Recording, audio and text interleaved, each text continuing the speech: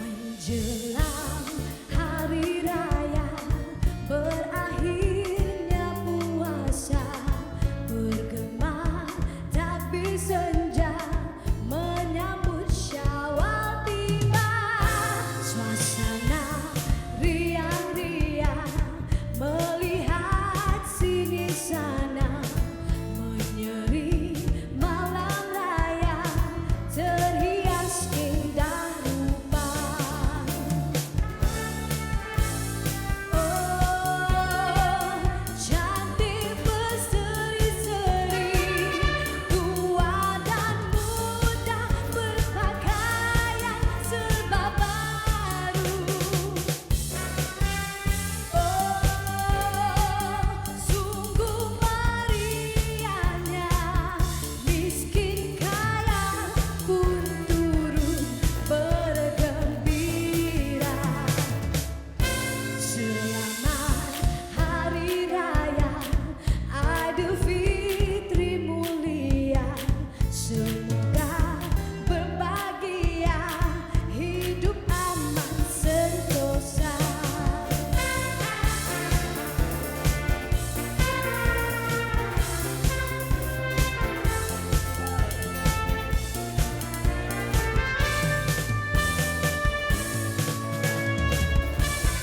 Menjelang hari raya, berakhirnya puasa, bergema tapi senja, menyambut Syawal tiba.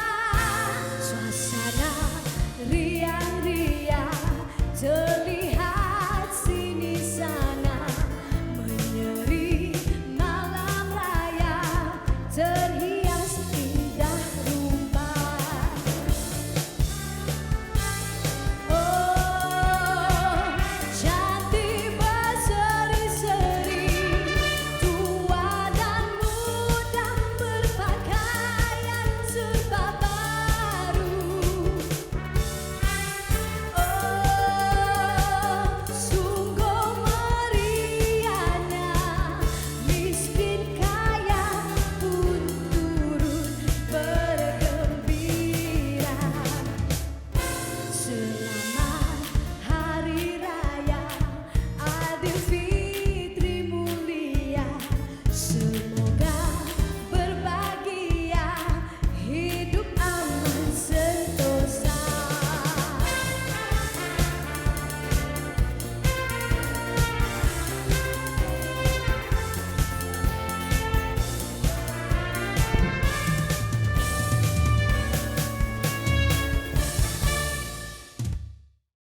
Assalamualaikum dan salam sejahtera, salam Aidilfitri. Saya Najib Arif, menenggarkan tugas Haji Nazri Kahar, dan Haji dah 2 tahun kita tak boleh beraya tahun ni, alhamdulillah. Selamat Raya. Selamat Raya Haji. Terima kasih kan.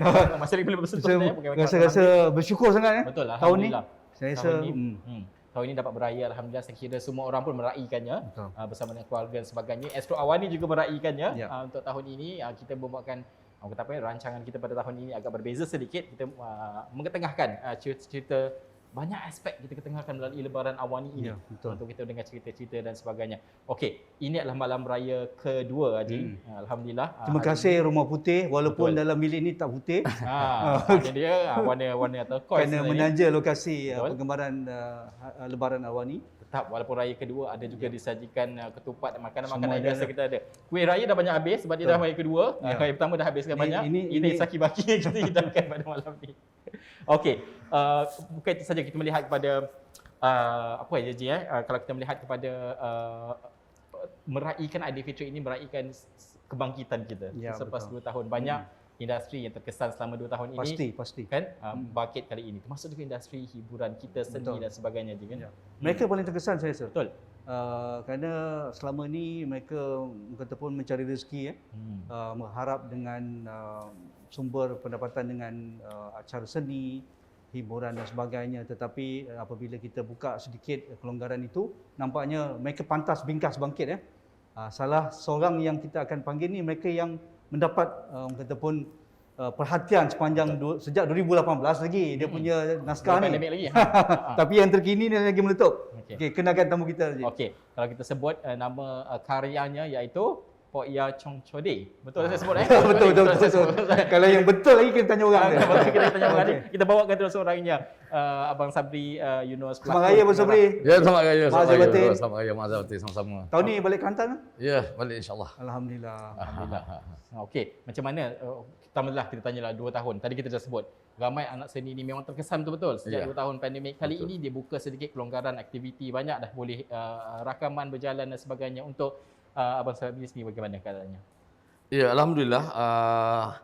Lepas bila kerajaan buka bagi peluang untuk orang dalam industri mula bekerja, saya boleh gambarkan seolah-olah apabila air yang bertakung selama ini bila dilepaskan maka dia mengalir sangat banyaklah, dan sampai ada yang daripada tak boleh bekerja sampai kepada pun tak boleh kerja juga.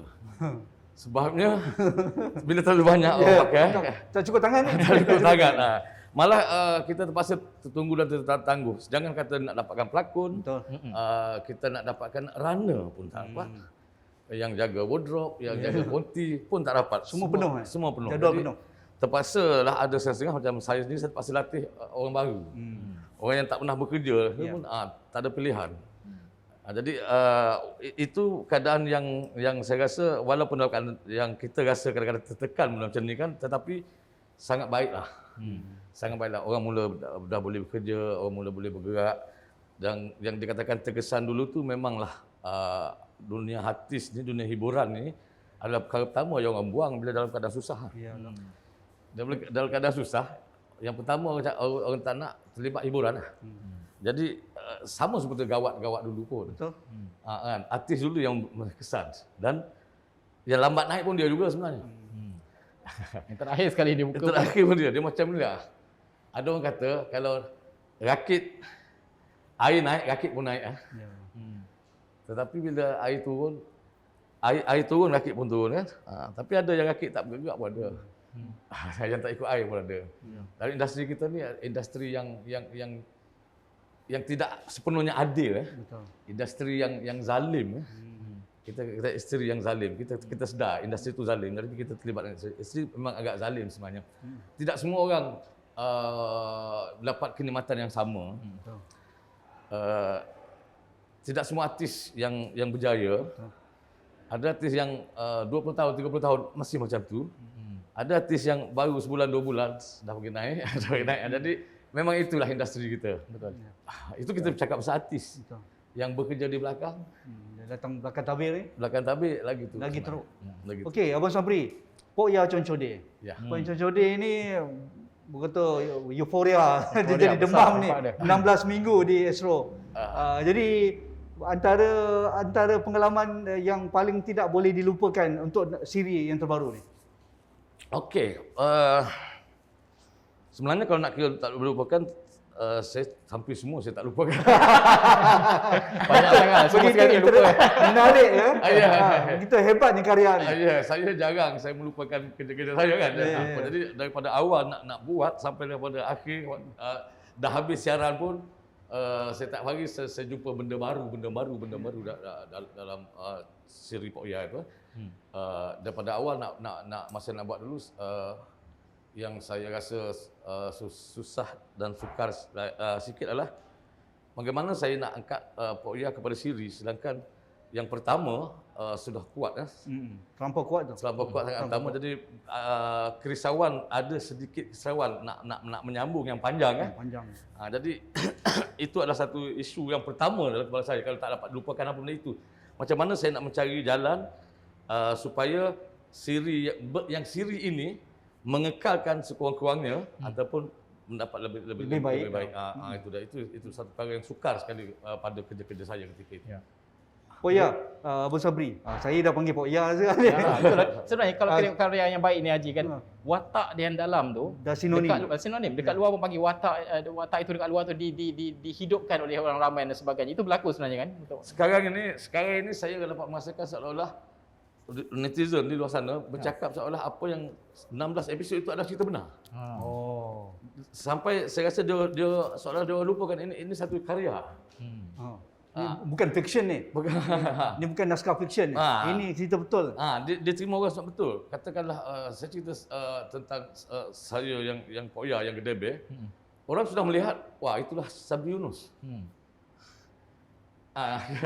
Watak-watak yang ada pada watak-watak semua dikatakan orang bercerita seolah benda itu betul.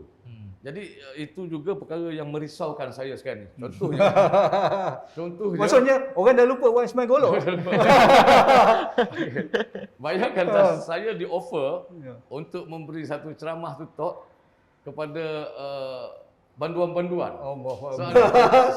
Mana saya nak cari Mana cerita nak bawa ni? macam mana saya nak berkongsi dengan dia benda tu. Saya hanya karyawan kan.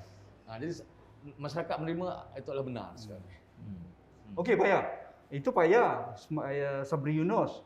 Dulu kita kenal dengan watak-watak komedi, watak-watak seorang budayawan, seorang yang bawa karakter ataupun watak-watak gedebe dari Kelantan ataupun selatan Thailand tu biasanya. Tetapi rakan-rakan dalam Pok Ya Chong dia, adakah mereka juga terpalit juga dengan Pok Ya? Ya soalan macam ni lah. Pok Ya ni satu gelanggang yang siapa saja boleh berpencak di dalam. Dan sekarang banyak kita panggil kawan-kawan kita berpencak sama dalam gelanggang Pok Ya. Dan gelanggang Pok Ya adalah satu gelanggang yang dah ada kuat dah ada nama. Jadi siapa yang masuk situ insya-Allah. Sekarang ni fenomena apa yang berlaku pada Pok Ya dulu sudah berlaku pada hampir setiap watak saya. Pok Ya tenggelam sikit ni. Hampir berlaku pada watak-watak yang ada dalam siri 16 ni ya. Dan semuanya sudah hilang asalnya. Contoh? Sekarang ni kalau watak yang paling saya nampak adalah muda Primula, Eman Manan. Kelah. Mengikut Eman Manan sendiri, dia dah bertahun-tahun dengan segala watak hero dia pegang. Segala nama dia pegang. Tetapi ini tetap orang panggil dia muda Primula. Hilang nama. Ini yang orang ingat dan sebagainya. Berkesan je watak tu dalam cerita ni kan. Eman, Farid Emiru yang dalam Gerak Khas kan. Inspektor Lee telah hilang. Lupa tu. Ya, Gerak Khas tu. Ya, Wak Ima watak-watak kecil. Yang asisten saya yang namanya Ja'a tu, nama betul Ja'a tu. Ya. Ada 2-3 scene je. Sekarang dia pun Driver dah. dia kata dia menyesal pakai nama betul. Sebab orang panggil nama betul dia pusing. Kalau nama-nama watak dia kata dia buat tak tahu je. Menyusun, kalau kita punya menyusun karya ni, orang kata dia bukan mudah sebab dia benda-benda yang kreatif kan, memerlukan idea berpanjangan kalau nak jalankan dan sebagainya kan. Mungkin cerita di sebalik macam tadi pun Abang Sabri katakan bahawa orang ingat ini adalah perkara yang betul apabila kita buat ni kan. Inspirasi untuk menyusun karya ini untuk tempoh yang panjang. Inspirasi itu kepada cerita macam mana nak menyusun dan sebagainya. Yalah 16 siri tu Pok Ya. Ya. Pertama saya daripada dulu lagi saya percaya pada ilham tu harus dipetik daripada persekitaran Keliling kita je. Jangan jauh-jauh. Ya, jangan yang personal jangan kita berkhayal, berretorik. Jadi macam mana kita sulam benda tu? Apa yang berlaku selain kita sulam, kita jadikan dia satu cerita. Contohnya watak Pok Ya sendiri. Saya selalu cerita orang tanya, saya ada 6 orang Pok Ya dalam tu. Dan 7 termasuk Sabri Yunus sendiri. Dia kena ada kita sendiri. Dan kita Sabri Yunus yang mengawal ke 6 yang lain tu. Jadi macam watak-watak lain macam Muda Primula kan. Macam mana saya menggabungkan satu watak lain dengan diri Eman sendiri. Setiap orang tu ada referensi dia tersendiri. Dan kejadian-kejadian dia sendiri bukan saja watak, malah peristiwa-peristiwa dan kejadian-kejadian supaya saya dapat jalinkan dengan cantik, bukan sekadar duduk berkhayal dan create saja situasi. Pok Ya, yang menarik Najib, apabila kita menonton karya Abang Sabri ni, dia membawa satu naratif budaya tempatan. Betul. Dan juga kritik sosial yang amat kuat. Betul. Saya rasa ada salah satu episod yang dalam Pok Yah Concode ni, dia memberikan kritik sosial apa yang berlaku dalam dunia politik negara pada ketika ini. Betul tak Pak Yah? Ya. Itu rasanya tak boleh lagi lah dalam karya kan. Sebagai pengkarya, karya kita tu apa sebenarnya kita nak hantarkan. Yang kita nak hantar ke masyarakat apa dia. Kritik sosial itu dah sebahagian daripada karya kan. Karya kita, karya daripada karya dulu, karya apa pun, karya sastra sekalipun, harus kita lontarkan kritik sosial itu. Kalau kita sekadar melontarkan pemikiran yang tidak ada benda, sekadar hiburan semata-mata, karya itu tak mungkin jadi karya yang berkesan. Hebat. Macam saya menulis, yang pertama saya harus bertanya kepada saya, kenapa aku nak tulis cerita ni? Apa kesannya, apa aku nak hantar? Kalau tak kosong, tak ada apa, baik saya tak tulis. Dan bila saya menjadi pengarah pun sama, saya tanyakan diri saya, kenapa aku nak arah cerita ni? Jadi kalau sekadar nak aku tak ada apa saja nak bawa, sebaik tak payahlah. Macam itulah maksudnya. Hebat. Hebat. Sekarang ini ada Dia natural lah. Secara organik lah. akan ada sambungan selepas ini yang akan dirancang. InsyaAllah perbincangan sedang berlaku dengan pihak stesen. Tetapi masa belum tetapkan masa. Sebabnya saya risau juga dalam keadaan kalau stesen nak cepat ataupun penonton nak cepat tengah menunggu ni. Tengah menunggu cepat. Kerisauan saya katakanlah 16 itu sangat kuat orang terima kan. Betul. Kalau saya buat dengan segera, kebimbangan saya tak dapat mengimbangi yang pas. Kualiti juga lah maksudnya. Jadi saya Mungkin kena takut kita kompromi dengan kualiti Ya. Takut Pak Yah. Takut. Jadi saya kena tarik dulu lah. Dulu. Relax dulu, gaya dulu. Biar masak matang dulu baru saya buat lah. Okey Pak Yah.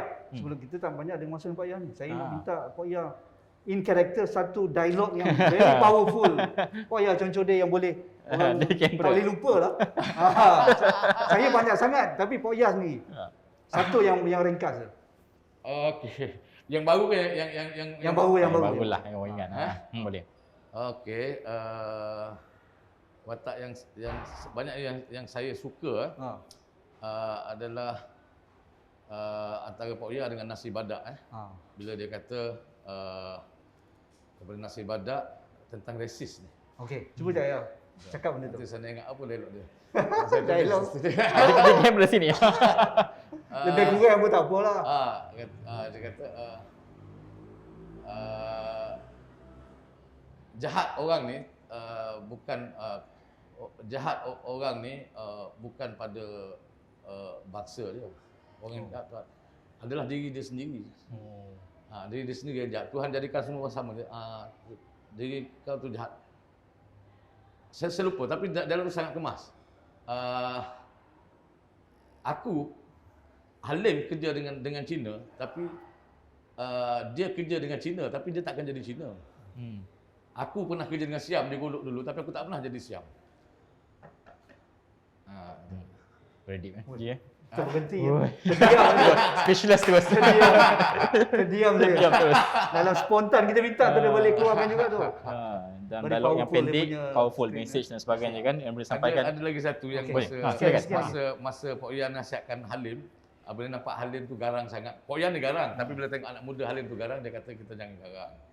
Kita jangan jadi macam beruk yang garang. Sebab beruk garang ni orang takut apa masa dia terikat dia. Bila dia masa terikat, dia dirantai, orang takut beruk tu garang. Tapi bila beruk yang garang terlepas dari rantai dia, orang tak takut, orang pukul. Jadi jangan jadi beruk garang aja. Sampai ke dalam ni. Terus tak sabar menantikan yang baru punya untuk kita melihat macam mana perjalanan cerita itu seterusnya. Kalau yang baru karakter yang sama ke, orang yang sama ke Pak? Saya belum pasti tapi yang tentunya Pok Yah menyediakan ruang yang banyak untuk karakter lain bergerak. Itu hebat ni. Kan Pok Yah boleh keluar daripada gelanggang, Pok Yah boleh pergi pada muda primula satu cerita dia. Pok Yah boleh pergi kepada Halim. Satu lagi. Ya. Ataupun si prequel Pok Yah muda. Banyak sisi pandangan tu. Dia sangat banyak. Semua boleh hidup lagi tu. Okey. Itu pasal karya, pasal Pok Yah Concode ni. kita akan berhenti seketika. Selepas ini, inilah hari raya. Terima kasih Sobri Ah, Yunus. okey. Terima Kita kasih akan- Boya sama Masih ada lagi. Ada Selepas lagi, ini ada masih ada lagi? lagi Okey. lepas ni. Tapi kita akan bercakap selepas raya seorang Sabri Yunus dan juga mungkin raya seorang Pak Ya Chun Shodi selepas ini.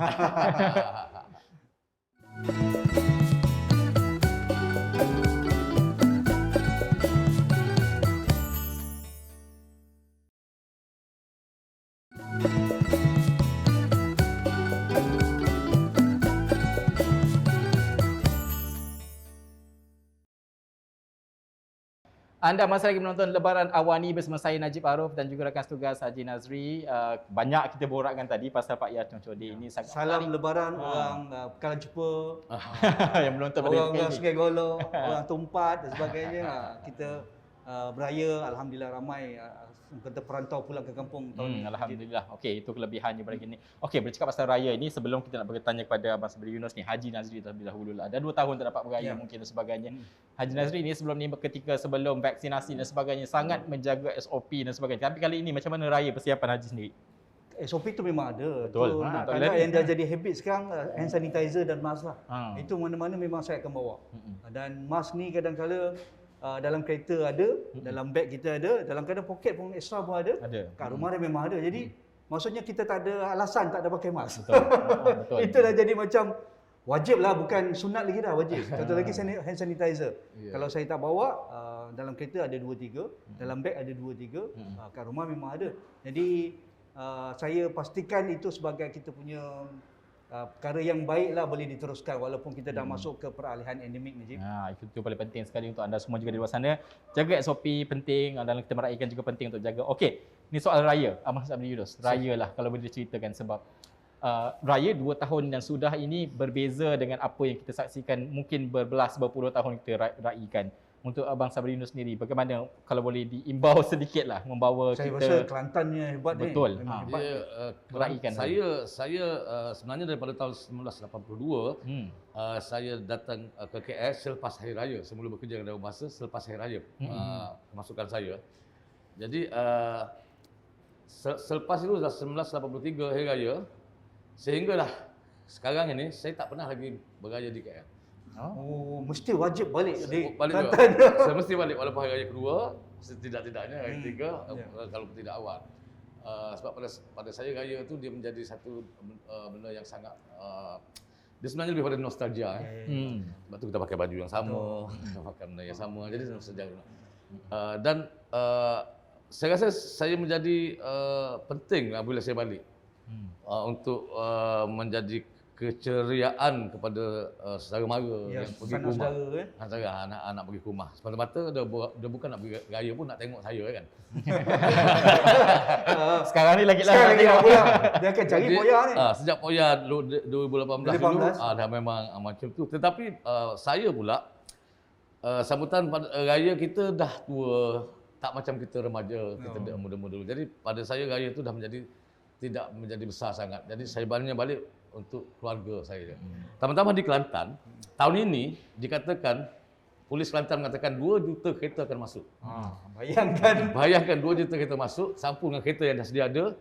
Di mana saya nak ataupun orang lain nak pergi beraya? Takkan pergi beraya je. Duduk rumah lah Duduk nampak. kat rumah je kan. Dekat rumah je. Jadi sebenarnya benda tu amat baik juga dalam keadaan sekarang. Kita masih lagi COVID, SOP, kita ada orang tua yang sakit. Betul juga. Kita masih ada mak yang sakit. Jadi saya sebenarnya lebih suka kalau hari raya hari ni masih lagi macam tahun lepas. Cuma Ada kecil-kecilan je. Ya, cuma orang dibenarkan balik untuk dengan keluarga saja. Jadi kerana saya rasa lebih baik macam tu. Oh ya, kenangan paling best bila raya ni daripada kecil sampai sekarang ni, kalau Banyak. boleh dijelmakan semula apa? Kalau kita boleh ingat lah, kalau saya tu pagi subuh raya, kalau saya orang Melaka di Serkam tu, selepas main subuh, itulah saat yang paling hebat bagi saya. Kerana kita akan bermaafan sebelum waktu semayang raya. Maksudnya di pertengahan tu. Okey. Selepas solat subuh sampai ke solat hari raya. Waktu tu yang paling meriah daripada saya. Boleh Poya? Okey, sebenarnya di Kelantan, saya cerita di Kelantan, kemeriahan raya tidak sehebat di negeri-negeri lain yang macam di Serkam dan sebagainya negeri lain. Kemeriahan raya di Kelantan adalah berkumpul saja. Dia tak ada sambutan besar. Malam raya orang pergi takbir. Tak ada berlaku di Kelantan. Kehebatan yang pengalaman saya yang saya merasa meriahnya raya di Kelantan balik ke Kelantan adalah masa balik. Masa balik 12 jam. Oh, traffic Kita jam. jam. Jadi suasana raya sebenarnya Itu waktu itu. Dirasain di situ ya. Untuk saya rasa Sebenarnya. betul. Waktu itu dah rasa dah raya tu. Waktu itu orang menunggu, orang tak marah pun jam. Semua nak balik kan? Semua balik. Nak marah. Rasa raya. Jadi itulah kemeriahan raya yang pernah saya lalui dan saya rasa wah, ini dah raya dah. 12 jam. Dah raya tu. Itu antara pengalaman dia kalau saya Ya, Haji. yang paling pernah berlaku saya cuba raya haji ni. Okey. Kawan saya ajak pergi raya di Kuala Pilah, rumah dia. Jadi saya cuba 1983 raya haji, saya cuba tak nak balik. Saya pergi Kuala Pilah. Saya tidur malam tu, saya bangun pagi, saya dengar takbir, saya dah tak tahan lah. Tak boleh. Tak boleh. Kuala Pilah, tempat saya tak pernah pergi seumur hidup saya. Jadi kawan saya ajak pergi semayang. Saya tak. Kau pergi, aku tak boleh pergi semayang. Dia pergi semayang, saya tunggu ke rumah, saya dah mandi siap-siap. Dia balik daripada semayang, saya kata, kau hantar aku stesen bas. Kuala Pilah sampai KL, pukul 2 petang, saya beli tiket bas. Bas 8.30 malam, pukul 2 petang, saya tunggu di stesen, tak bergerak ke mana sampai 8.30 malam, baru naik bas balik. Itu pengalaman raya. Punya tak boleh lupa tu. Tak boleh. Tak boleh lupa. Kerana Kena perasaan juga. kita dah kat kampung lah. Dah. Dah kat kampung dah. Pernah Hati yang cuba besar. tapi tak boleh. Itu paling penting lah orang katanya setiap kali raya. Saya kalau setiap kali raya pergi pengalaman ni kan, sebab saya family besar, keluarga besar, 10 ada beradik, 9 lah Okey. seorang meninggal. Jadi bila kita daripada kecil raya bersama, setiap tahun tu bila saya ada 6 orang kakak.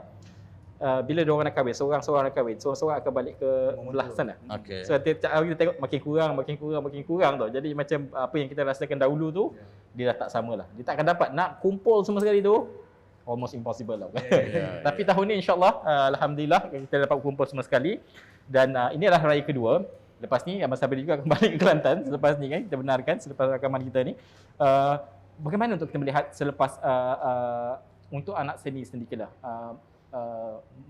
Meraihkan seni ketika perayaan orang katakan untuk membawa konsep itu dalam seni dan sebagainya dalam keadaan pandemik sekarang pun sekarang baru dibuka lah untuk anak seni dan sebagainya kan.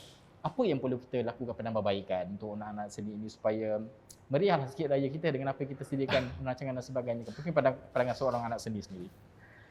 Saya soal kemeriahan raya ni sebenarnya tidak saya besarkan dalam kehidupan saya. Saya tidak besarkan. Tambah pula sekarang, dalam keadaan sekarang kan. Jadi kalau balik pada soalan tadi, saya rasa sebagai seorang anak seni, jiwa dia, kehidupan dia, raya dia sebenarnya adalah dengan kesenian dia, karya dia. Itulah raya paling besar pada diri saya rasa kan. Dalam hubungan dengan itu, saya bukan percaya, saya nak melihat anak seni berkumpul hari raya. Okey, kita ambil konsep hari raya berkumpul lah. Berkumpul hari raya. Badan-badan tertentu boleh buat. Pernah buat selama ni pun kan hari raya. Tetapi katakanlah tidak hanya sekadar pergi makan dan minum saja. Tidak hanya pergi kerana bersonok hari raya saja. Tetapi sebab apa lagi selepas hari raya, apa yang patut kita buat, apa yang boleh kita buat. Bukan sekadar mari kita makan, kita minum, kita menyanyi hari raya, balik hilang gitu saja kan. Tapi mesti ada dalam pertemuan hari raya, ambillah kesempatan untuk melihat sesuatu selepas ini. Sebab sangat penting, bukan raya tu penting, perjalanan selepas ini lagi penting. Masih jauh lagi. Masih jauh dan masih lagi Berliku. ya, seni kita tahulah di mana-mana sekalipun. Seni bukanlah satu gelanggang yang baik sebenarnya. Gelanggang yang orang yang gila saja, yang kalau sekadar nak cuba-cuba saya rasa tak payahlah. Tapi kalau minat mendalam dengan betul, buatlah cara yang betul. Oh ya, saya dah biasa pergi Pok Ya lah. Boleh lah. Abang Sabri, dalam kita mengarungi COVID 2 tahun dan kita dalam fasa pemulihan ni, pastinya ada kataupun rakan-rakan yang sudah pergi meninggalkan kita kan. Bagaimana kita nak mengganti orang-orang seni yang kita gila dah sampai waktunya Tuhan ambil kan. Ya. Tapi kita yang hidup ni nak berjuang terus, tapi kita tak boleh lupakan mereka ni. Ya, ramai kawan-kawan kita dah tak ada. Tapi saya rasa setiap orang yang meletakkan kaki dia dalam kancah seni ni, dia sudah tahu kesannya bagaimana. Bukanlah gelanggang yang boleh kita terus mewah dan mencapai. Dia sudah sedar. Tapi macam saya kata tadi, orang gila saja minat saja yang pergi. Tapi untuk nak membantu pada mereka yang macam ni, saya rasa susah. Kita nak angkatkan bantuan siapa? Kita terikat ya. Kita sangat terikat. Mas sempit sangat. Ya. Dalam industri kita, orang asal kalau kita tengok daripada dulu lagi, orang yang terlibat dalam industri seni, tak kira kesenian apa, adalah orang yang tercicir dalam kehidupan biasanya, dalam akademiknya dan sebagainya. Dulu, sekarang ni baru muncul sekolah-sekolah seni dan sebagainya. Betul. Tapi kita dimulakan oleh orang-orang yang tercicir. Orang-orang yang memang kalau tak sekolah tak pas, aku masuklah jadi pelakon. Contoh kan. Dahululah. Dahululah. Tapi ini ruang yang tidak ada masa depan. Tidak semua orang boleh berjaya macam kata tadi kan. Jadi kebanyakan orang akan berakhir dengan malang. Dengan ini harus disedari. Ada juga suara-suara yang mengatakan, oh tak berjimat. Contoh sifir berjimat ini adalah pada orang yang lebih. Ya. Orang yang tak cukup, apa makna jimat pada dia? Kalau selama-lamanya dia hidup dan tak cukup, adakah kita nak suruh dia berjimat? Tak ada istilah jimat. Tak ada istilah jimat pada mereka. Tak ada istilah simpanan. Tak ada istilah simpanan pun. Jadi ini industri yang kita pilih sendiri. Jadi orang-orang sini saya rasa tak wajar juga nak merungut sebab kena sedar. Menarik. So kita boleh bawa perbincangan kita berterusan, bukan hanya malam raya kedua ni. Masuk ke dalam show Haji nanti, show saya juga insya-Allah. Terima kasih Abang Sabri Yunus. Tapi ada berita baik ni Pok Yang ni. Apa tu? Tak lama lagi. Lama lagi tu? Apa tu? Tapi tak tahu lah dia nak declare malam ni ke tidak.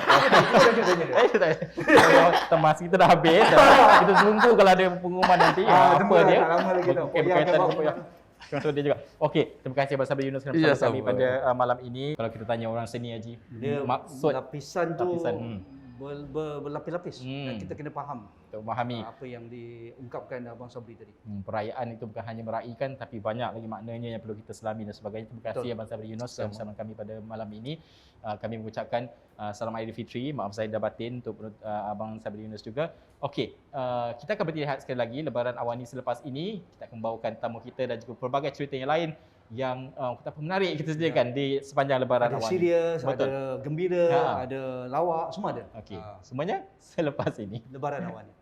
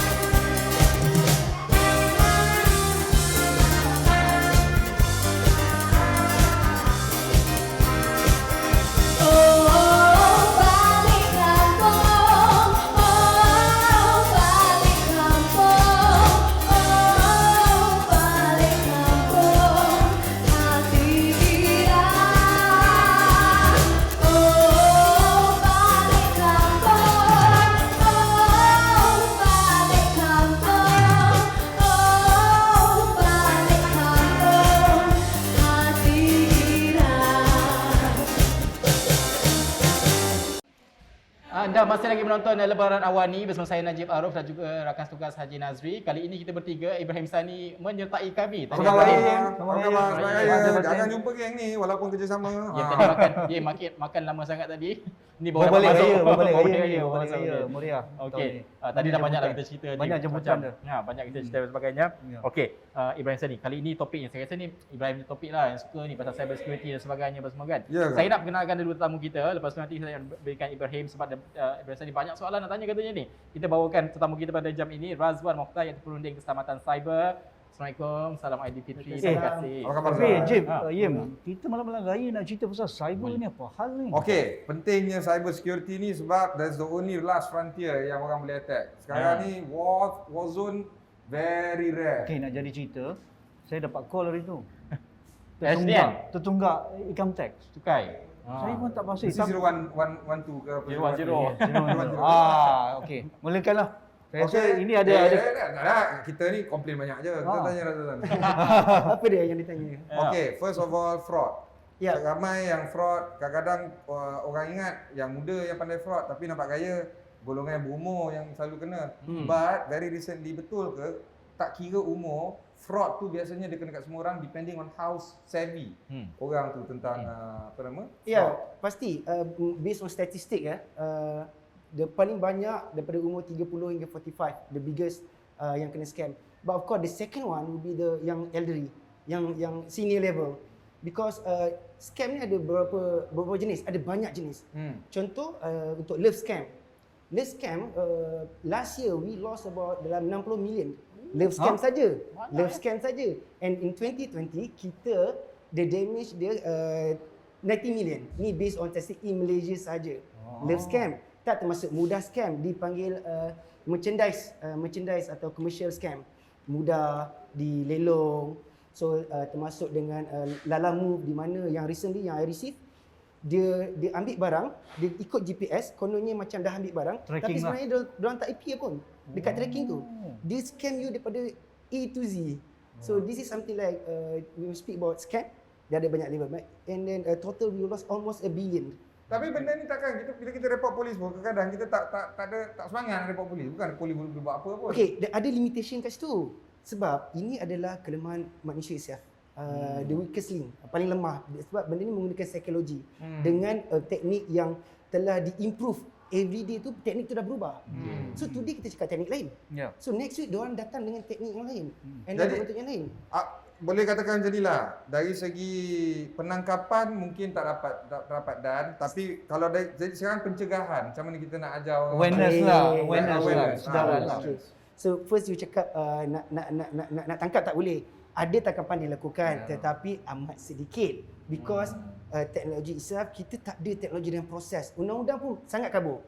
Kan? So bila dah masuk mahkamah pun the process will take it longer. Tapi ni bukan Malaysia je kan. Rata-rata Ni world problem ya. Malaysia quite a lot but okay, the second one you cakap apakah langkah-langkah yang perlu diambil? First of all, security awareness. Kita perlu buat knowledge ni, ilmu ni senang didapati. Contoh, kita kena always bercakap seperti sekarang ni. Kita perlu bercakap pasal benda ni and then kita kena always remind other people juga. Termasuk orang tua dan sebaya rakan-rakan sekitar. Ya. Okey, 2 tahun lepas sejak pandemik ni, sebenarnya apa trend scammer ni? Sebab kalau kita lihat 4 kali dah KWSP keluar sebagai contoh kan. Banyak orang kena scam dan sebagainya. Apa yang paling besar sekali scammer lakukan ataupun yang kena scam sepanjang 2 tahun? Okey, paling banyak is BEC, business email compromise dipanggil lah. So di mana dia menggunakan email yang telah didedah, yang password yang dah ada dekat tu, dia akan guna balik. Contoh macam Facebook password yang ada, yang diorang mereka dapat, diorang beli. And then diorang akan guna balik this type of attack and then dia akan gunakan untuk membuat ancaman tu. So paling besar adalah business email compromise di mana dia menggunakan email ataupun login social media yang tersedia ada. Diorang mereka beli dari penjenah yang lain. Okay, So Razak. senang. Baru-baru ni saya log on Facebook, dia bilang your password may have been compromised. Do you want to change? Saya setakat ini cakap no sebab saya nak masuk Facebook tu. Exactly, saya tak faham. Kenapa nak susah kan? Takkan setiap kali kita nak login kan? Ya. Nampak gaya sekali login sekali tukar. Sekali login Betul. dah penat. Kepala. So sebenarnya benda ni social media ataupun electronic device ni datang dengan tanggungjawab. Kita kena bertanggungjawab dekat apa yang kita ada. So kalau you cakap you tak nak tukar password, it is on you. Yalah. Kan? Tapi sebenarnya you kena tukar. Bila terjadi sesuatu dekat diri you, Facebook semua dia akan ambil masa yang lama untuk layan you balik. And then bila you dah hilang, ini hakikat manusia. Bila benda ada tak sayang. Bila dah tak ada barulah macam, oh I lost my password. Menangis-nangis semua. But it come to us. That's why this kind of thing. Terus satu lagi, kita ni bukan ada satu peranti, satu gadget. Banyak. Kita ada handphone, kita Ini dah ada banyak ni. tablet, kita ada desktop, kita ada laptop. Ini pun satu hal ni pening ni. Kita macam-macam password. Kat sini pula kita kena identify, okey ni device ni nak link kat mana. Anak kita pun atas nama kita juga Tukar kadang-kadang. banyak kali pun lupa juga ada password macam mana. Macam mana tu? Okay, kalau you tanya macam mana, sebenarnya kita perlukan gadget-gadget tu Betul. untuk either nak berkomunikasi dengan anak-anak, Ya. nak communicate tempat kerja. Ya, mobile But, kita. but that's why I datang dekat you. Ini adalah tanggungjawab yang kita kena ambil. Kita salah kita ambil sambil lewa.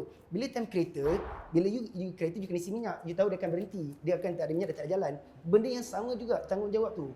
Benda ni perlu diambil kira. You Boleh dikatakan macam ni lah, rumah tak kunci, jangan heran lah kalau ada orang masuk. Absolutely, you are right brother. Okay, kejap. Saya nak tukar password sekarang. Apa I'm very scared. Nanti abang Okay, kita you password. go. Okay, this one real lah, real question. Okay, lah. please. Sebab kadang-kadang untuk online banking password macam tu. Lepas tu social media password macam tu. Kadang-kadang kita WhatsApp diri kita ataupun kita hantar SMS kepada diri kita. Benda ni bagus Bahaya ke tak? Bahaya tak? Ada orang Risiko boleh baca tak? Ada risiko tak? So terbaik adalah sebaiknya jangan tulis password tu kat mana-mana. Sebaiknya, but saya understand kita pun ada limit urgency masing-masing dan ingin segera tak ingat kan, banyak sangat password nak ingat. So keburukan ni ada. So jika I dapat compromise you punya handphone, I dapat semua you punya access. Aduh. So bila nak terjadi satu, you kena tukar semua password, you kan hilang banyak benda dalam information yang you perlukan. So kalau you rasa you sangat penting, you pegang password account ke company, it depends on you.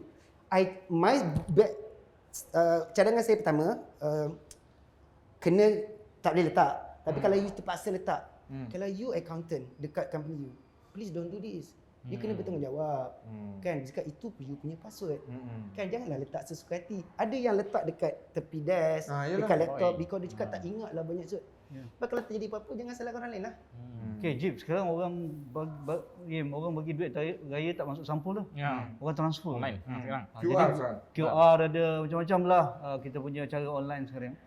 Macam mana kita nak make sure banyak ni senarai kita nak bagi Tok Ngah, Pak Ngah, Ayah Cik, Abang Cik, Kak Cik, Kak Teh semua. Jadi macam mana kita make sure kita punya transfer tu betul-betul selamat dan tidak leak lah, compromise. Okay, salah satu cara utama yang kita boleh identify dengan segera ketika tu, kita kena pay attention. Kita kena bagi fokus kita untuk berapa saat je. Sebab before kita transfer tu, kenalah check butir dia. Sometimes hacker ni pandai. Betul. Dia- Within a second tu. Ada company yang hilang berjuta because of dia punya domain tu, contoh dia tambah S je. Aduh. Kan? Dia cakap ibrahim's.com. You tak perasan bila you transfer macam sama. Tapi just one digit beza ataupun butir-butir nama atau dia boleh fake. So you punya fokus, you pay attention, you kena calm before you do transfer. Ya, macam you pergi, you kena relax dulu. Sebab kalau you buat mess up, you nak segera-segera sana sini, Memang dia payah. Memang payah. Jadi waktu terbaik kita nak pindah-pindah duit ni waktu bila? Kalau kita tak kelang kabut je tu je kadang-kadang kita yelah tengah driving pun kan tengah minum kopi. Tapi betul bila anak minta nak duit sekarang Dan dia tu urgent. kan. Grab dari depan mata lah. So cara paling baik maybe you boleh categorizekan mana yang macam nak transfer ke anak yang guna one single sign-on ni, SSO ni, you boleh pakai. Mana-mana yang jumlah yang lebih besar, you gonna ada few steps supaya you boleh remind diri you. So benda ni semua boleh Tips bagus tu. di design ataupun direka by untuk Custom made untuk kita. Ya. So it's customized for you. Yem dengan cara Yem kan tak sama dengan saya. Tak sama. Ya. Ada yang password pun yang lain of course kan. Takkan password sama kan. So ada yang suka pakai Gmail, ada yang suka company lain. So depends. Okay, kalau kita buatkan tabiat yang terbaik, contohnya online banking spesifik password yang tak dikongsi mana-mana tempat dan benda-benda lain mungkin boleh kongsikan. Contohnya Facebook ke Instagram ke apa mungkin the same password. Adakah ini tabiat yang elok? Oh tidak. Leceh Sudah lah pasti. situ je. Sudah pasti. Leceh. So billions we speak about Okay. billions of password yang telah didedahkan di internet kerana ini. Kerana anda menggunakan password yang sama. Sebab mereka yang company yang telah di data breach kan, mereka dah cuba yang terbaik untuk protect data pelanggan. Tetapi hacker, dia punya tabiat dia punya sifat dia only one step ahead. Kan tidak, dia orang tak jadi hacker lah. Betul lah. Kan? So, Betul lah. what is the best way? Dia terletak pada kita sendiri. Aduh. Semua orang ada tanggungjawab ni. Teringatlah YB Kelantan tu hilang 2 akaun kosong lah. Ya, Kena betul. scammer daripada Betul. income tax. Betul. HDN Dan tu. tak dapat balik. Tak dapat balik. Of course police report made apa semua. Ya. Langsung tak dapat. Untuk Sekarang rekod sejuk tu. Untuk rekod Akan password lepas ni. Okey, Azwan terima kasih. Kita saja menarik bersama. topik ni Kan, walaupun Ibrahim. malam raya. Ibrahim nak mahu masuk dalam show. Masuk nanti. Sama. Senang lah macam tu cari Banyak cari ikut. Terima kasih saudara Azwan Motak kerana bersama kami. Okey, lepas awal ni kita akan berhenti sekali lagi. Selepas ini seorang lagi tetamu kita nak bawakan. Kita nak bincangkan tentang yang bagi kita makan lah untuk majlis kita pada untuk Rumah Putih. Selepas ini.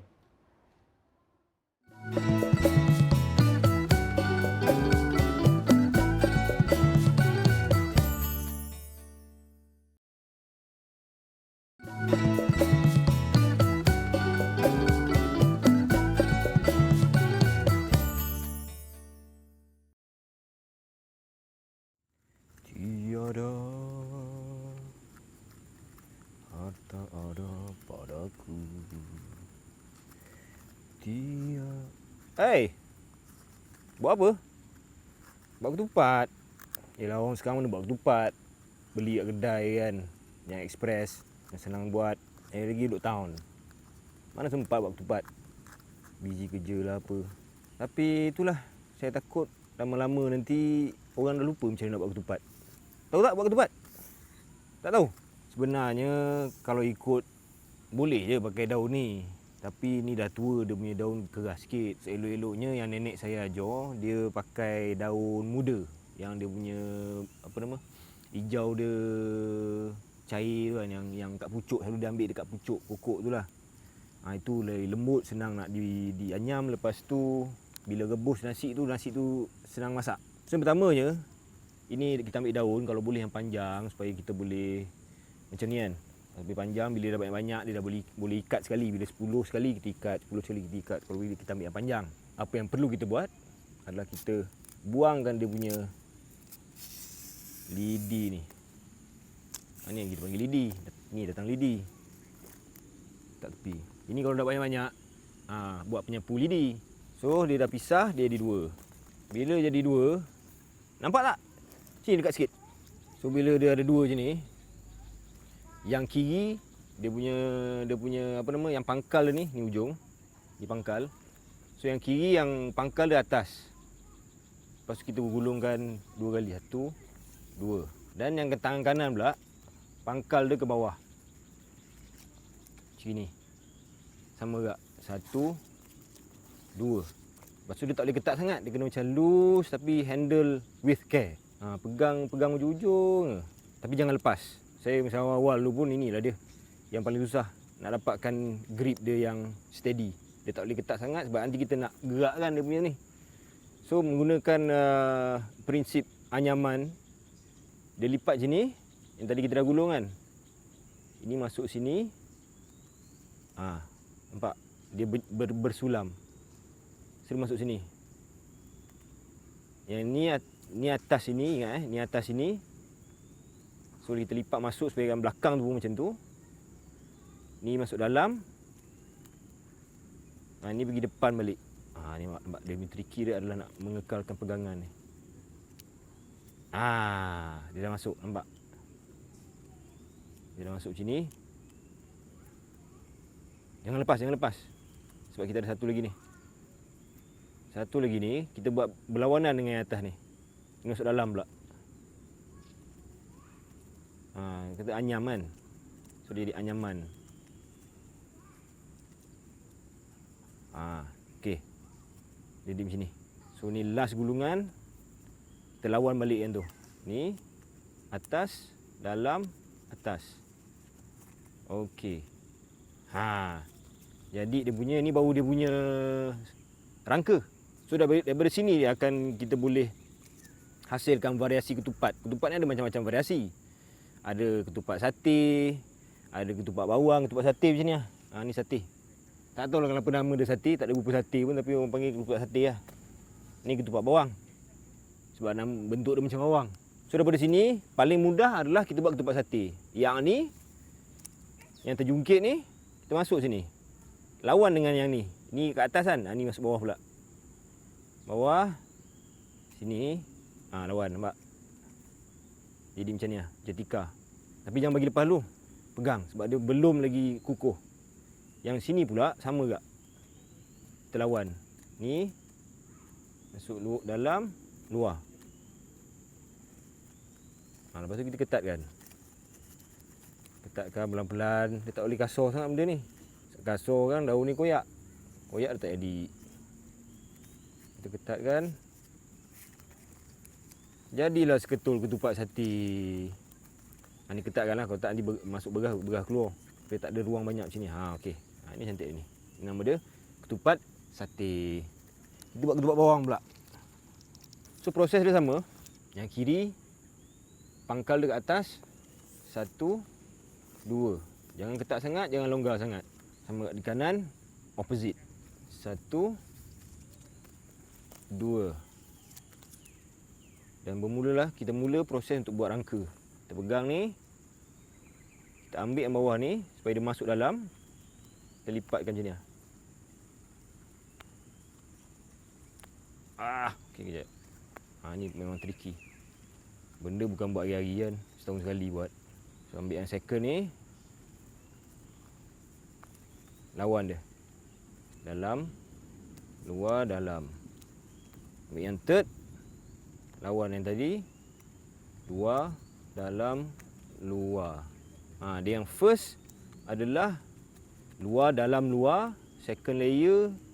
Dalam, luar, dalam. Yang third. Luar, dalam, luar. Betul tak? Kan? So bila dapat rangka ni bagi dia macam loose sikit supaya ada ruang untuk dia bergerak, mudah untuk dia untuk kita nak anyam dia, tapi jangan lepas. Kalau kita lepas dia structure ni habis. Ni kalau dapat macam ni ini structure dia, tengok. Tak nak lepas ni. Dia bersilang macam ni. Lepas tu ada satu jungkit depan sini, satu jungkit belakang sini. Lepas tu dua-dua kat atas, maksudnya betul lah structure dia tu. Structure basic. Okay, dah dapat structure basic dia ni. Macam saya cakap tadi, ini daripada dia punya point nak ke variasi ketupat-ketupat yang lain. Sate sini masuk sini, sini masuk sini. Sudah, settle. Tapi kalau bawang, dia lain sikit. Kita ambil yang ni. Kita masuk rapat kat belah kiri ni, tapi lawan. Lawan dia punya sulaman tu. Sulaman ke anyaman? Anyaman. Masuk dalam, luar. Nampak? Dia dah berlawan. So dia ada anyaman, bentuk anyaman di situ. Dan tidak habis di situ, kita bagi dia masuk sampai bawah. Lawan ini, dalam, luar, dalam. See? Okey. Dan untuk melengkapkan yang belah sini, yang jungkit ni, nampak dekat sini macam sama. Kita masuk in between. Hujan pula. Sama juga seperti ni. Kita masuk dalam ni supaya kita pegang structure dia. Kita masukkan yang ni. Macam ni.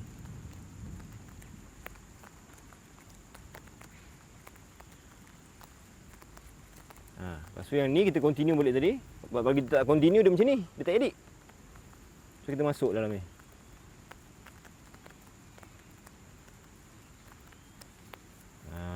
Nampak? So dua-dua ni kat bawah, dua-dua tuncit ni pula kat atas. So kita ketatkan dia. Maka jadilah ketupat. Di sini ada macam ni sikit-sikit. Lepas tu kita bagi firm. Jadilah ketupat bawang.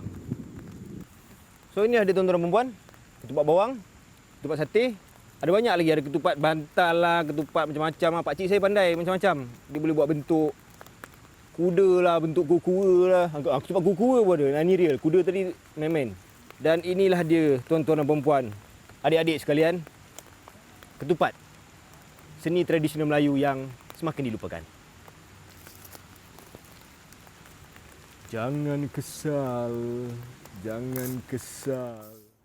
Okey, alhamdulillah malam raya kedua pun Haji Ibrahim, kita masih lagi disajikan Meriah lagi. kita masih lagi disajikan makanan raya oleh Rumah Putih. Terima kasih, Yang Rumah memberikan betul, yang memberikan kita Ni nama dia revenge raya. Maknanya dah tak raya broccoli 2 tahun, detik dia revenge bagi Balas betul. sekali, Balas dendam Angkut ni. sekali. Balas Dendam. Okey, kita bawakanlah wakilnya untuk kita tahu sebab nama Rumah Putih sedap, menu sedap dan sebagainya, kita dah rasa apa semua. 2 tahun sudah banyak pandemik. Kali ini macam mana Rumah Putih untuk bangun kembali dan sebagainya. Kita bawa wakilnya, wakil pengurusan kafe Rumah Putih iaitu Eka Izzat.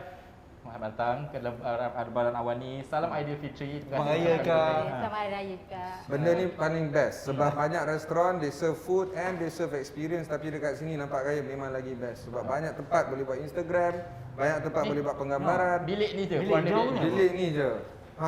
Jadi mungkin kita nak tahu sikit lah kenapa tempat ni nama dia Rumah Putih.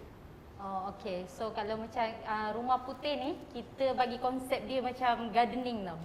So gardening ni kita buat macam ada open air juga, ada indoor dan outdoor. So macam kalau kita bagi dia rumah macam apa macam White House macam tu kan.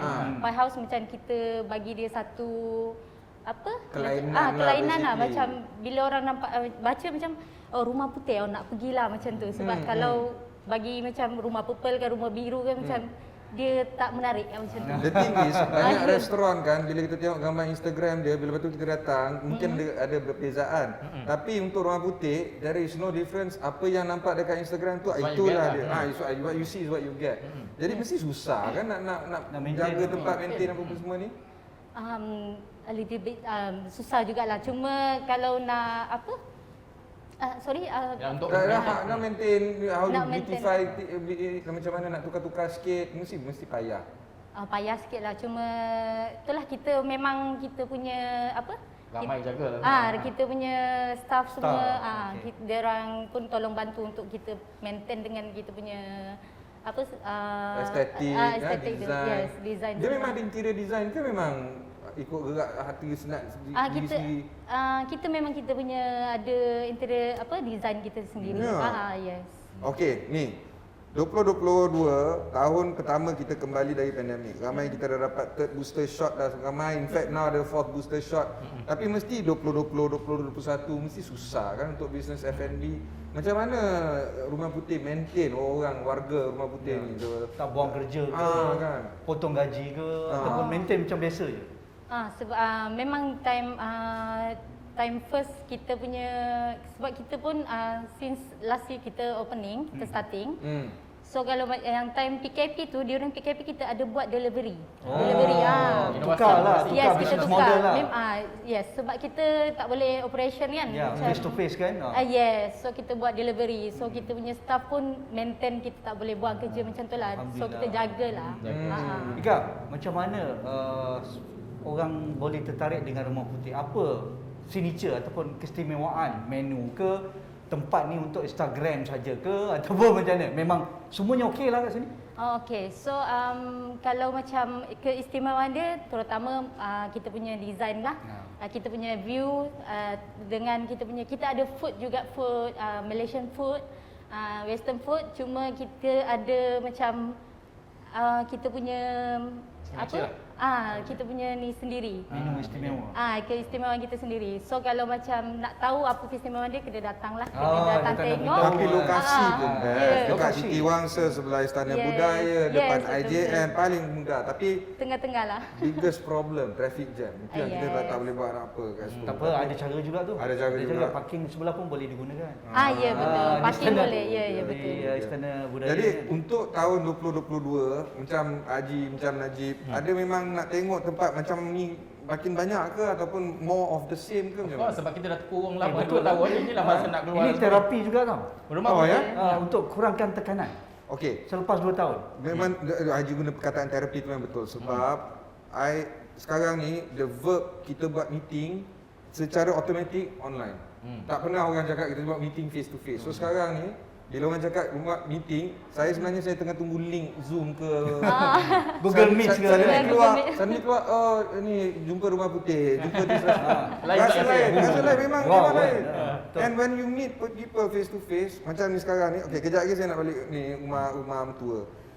Jarang tau nak dapat Excitement tu. excitement tu. Saya kali pertama datang ke Rumah Putih tahun lepas, Moreh. Oh, ya? Tahun lepas.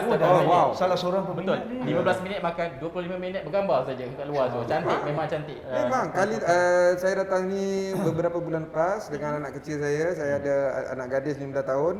Dia memang generasi IG. Ya, kena ada semua ni. Generasi IG.